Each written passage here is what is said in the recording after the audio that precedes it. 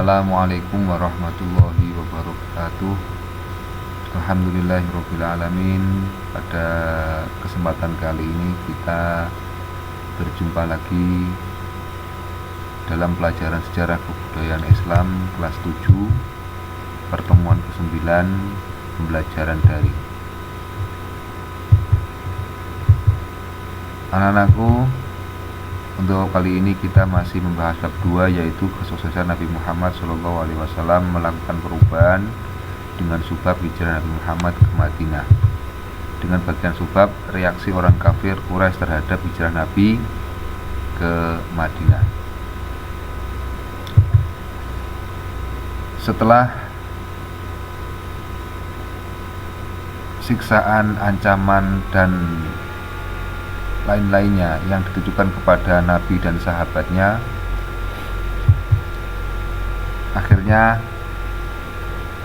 Nabi mengutus sebagian besar sahabatnya untuk berhijrah ke Madinah. Akhirnya pembesar Quraisy itu melakukan musyawarah bagaimana cara mensikapi tentang hijrahnya Nabi, yang mana orang-orang kafir itu pasti sudah memprediksi bahwa Nabi itu pasti akan berhijrah. Yang pertama dibiarkan, kemudian dipenjarakan, kemudian yang terakhir adalah dengan dibunuh. Kemudian turun surat Al-Anfal ayat 30. Surat ini cuma mengatakan ini bukan perintah untuk berhijrah, namun adalah pemberitahuan kepada Nabi bahwa Nabi akan ada rencana pembunuhan kepada Nabi. Rencana pembunuhan itu terjadi pada tahun 622 Masehi. Ya, jadi hijrah itu dilakukan pada tahun 622 Masehi. Kemudian sedikit tambahan, jarak antara Mekah sama Madinah itu adalah 380 km. Kemudian sekarang kita membahas proses Nabi secara proses hijrah Nabi secara garis besar. Yang pertama adalah musyawarah, itu dilakukan pada hari Kamis di rumah ataupun di balai pertemuan yang dibangun oleh cicit ataupun cicit ke atas, ya, dibangun oleh keluarga Nabi yang dihadiri oleh beberapa pembesar Quraisy, dengan tujuan atau rencananya adalah musyawarah adalah bagaimana cara membunuh Nabi. Kemudian tadi turun surat Al-Anfal.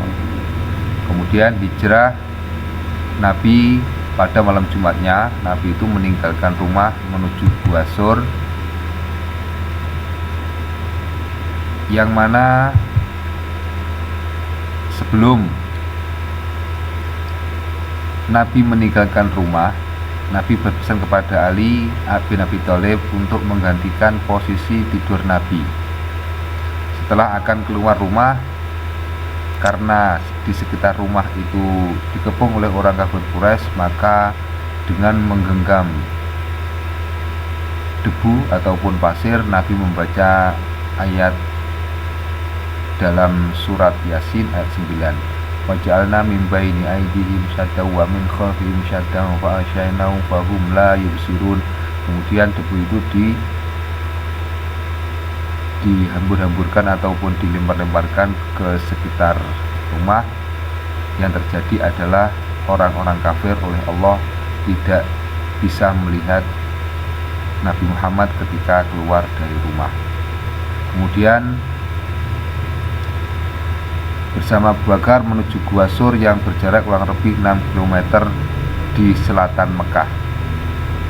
Di sana Nabi itu berdiam dalam Gua Sur itu selama 3 hari.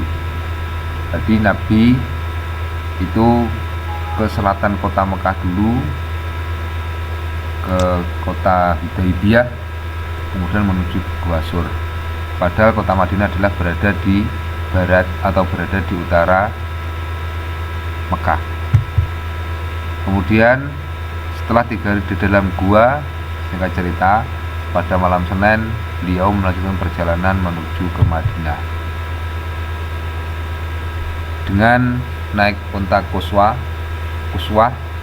yang mana itu adalah sebenarnya sudah disiapkan oleh Abu Bakar, kemudian mau diberikan kepada Nabi dan Nabi tidak mau tapi tetap membelinya. Kemudian Abu Bakar mengajak ataupun menyewa seseorang sebagai penunjuk jalan yang bernama Abdullah Uraikid bin Laisi.